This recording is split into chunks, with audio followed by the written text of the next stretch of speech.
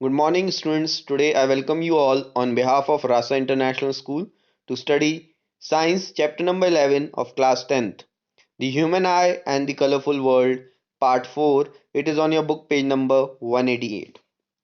In this video, we will study about power of accommodation. Now, what is power of accommodation? कि हम कितनी दूर और कितनी पास देख सकते हैं एक नॉर्मल विजन से. Okay, so let us discuss the power of accommodation. The eye lens is the eye lens is composed of fibers, jelly-like material. Eye lens किससे बना हुआ है? Fibers से और jelly-like material से. Its curvature can be modified to some extent by ciliary muscles. Now, curvature modified means the eye lens is a convex lens whose focal length जिसकी focal length को modify किया जा सकता है. ठीक है, किसकी हेल्प से? सिलियरी मसल्स की हेल्प से. Clear? The change in the curvature of the eye lens can दस चेंज इट्स फोकल लेंथ. तो जो कर्वेचर चेंज करते हैं उससे हमारा क्या चेंज होता है? Focal length. So when the muscles are relaxed, muscles जब रिलैक्स होती हैं तो आई लेंस कैसा होता है? थिन. जब मसल्स रिलैक्स होंगी तो आई लेंस कैसा हो जाएगा? थिन हो जाएगा. दस the focal length increased. Focal length कैसी हो जाएगी इसकी?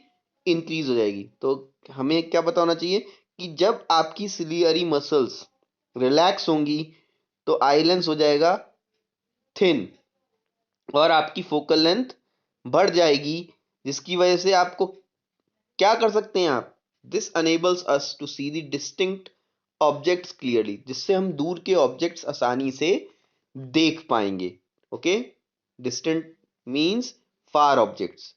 सो when you are looking at objects closer to the eye, the ciliary muscles contract. जब आप पास की चीज, जैसे अभी आप पढ़ रहे हैं बुक से या मोबाइल से, तो आप कि मोबाइल पे जो फोकस हो रहा है या बुक के लेटर्स जो आप पढ़ रहे हैं उन पे कैसे फोकस बन रहा है?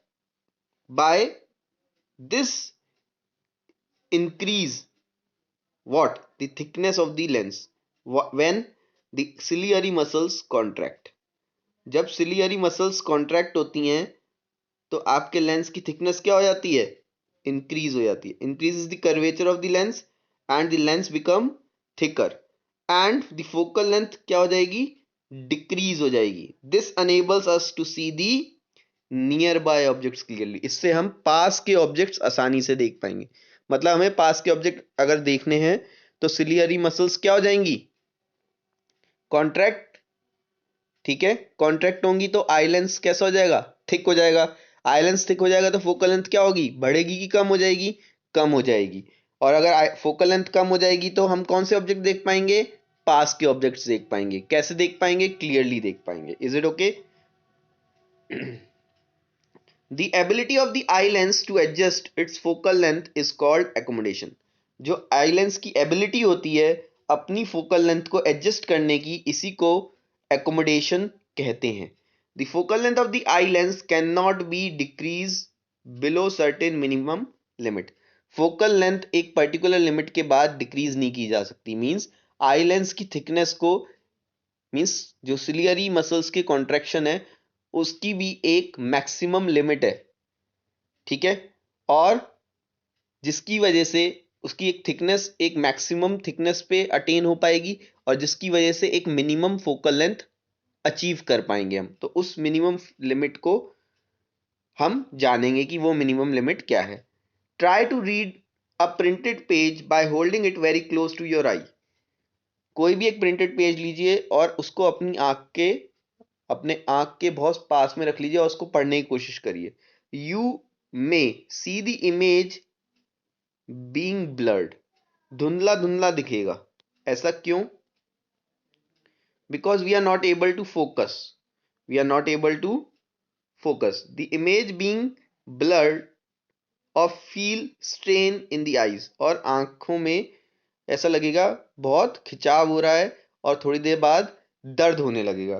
To see an object comfortably and distinctly, objects को वो ब्लरनेस हटनी है, उस ब्लरनेस को रिमूव करना है और आईज को कंफर्ट देना है, तो हम उसको थोड़ा सा दूर लेके जाएंगे। You must hold it at about 25 centimetre from your I, means जो हमारा लीस्ट डिस्टेंस ऑफ विजन है, मतलब कम से कम दूरी जिसपे हम किसी ऑब्जेक्ट को बिल्कुल साफ देख पाए, अच्छे से देख पाए, without being blurred and without any strain on our eyes, is about 25 centimeter.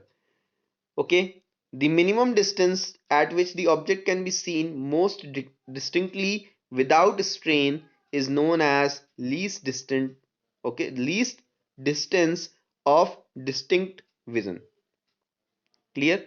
वो मिनिमम डिस्टेंस जिस पे हम किसी ऑब्जेक्ट को बहुत आसानी से एक दूसरे से डिफ्रेंशिएट करके देख पाए बिना आंखों के ऊपर स्ट्रेस डाले हुए, उसको हम least distance of distinct vision कहते हैं। It is also called the near point of the eye. ये कम से कम दूरी है जहां पर हम किसी ऑब्जेक्ट को बिल्कुल आसानी से फोकस करके देख पाते हैं। For a young, okay, young adult with normal vision, the near point is about 25 centimeter. The farthest point up to which the eye can see the object is clearly is called the far point. जो सबसे ज्यादा दूरी है जहां पर किसी object को हम आसानी से देख पाए वो हमारा फार पॉइंट है। It is infinity. ये कौन सा होता है? इन्फिनिटी फॉर अ नॉर्मल आई। एक नॉर्मल आई के लिए फारेस्ट पॉइंट कौन सा है? इन्फिनिटी। उसका कोई भी डिस्टेंस हम आज तक नाप नहीं पाए हैं। Okay, so you may note here the normal I can see the clearly between 25 centimetre and infinity. एक नॉर्मल आई कहां से कहां तक साफ देख सकती है? 25 सेंटीमीटर से लेकर इन्फिनिटी तक। Okay, sometimes the crystalline lens of pupil at old age become milky. कई बार क्या होता है, जब एज बढ़ने लगती है तो जो हमारा क्रिस्टलाइन लेंस होता है वो कैसा हो जाता है? मिल्की हो जाता है। Okay, and cloudy, milky and cloudy, this condition is cataract. इस कंडीशन को क्या बोलते हैं? कैटरैक्ट, हिंदी में मोतियाबिंद। ओके, दिस कॉजेज पार्शियल और कंप्लीट लॉस ऑफ विजन। इसकी वजह से या तो पूरी तरीके से या थोड़ा बहुत देखने में दिक्कत आने लगती है। It is possible to restore the vision through cataract surgery. इसमें ये ऑपरेटेबल है, इसको सही किया जा सकता है by cataract surgery. Okay, thank you.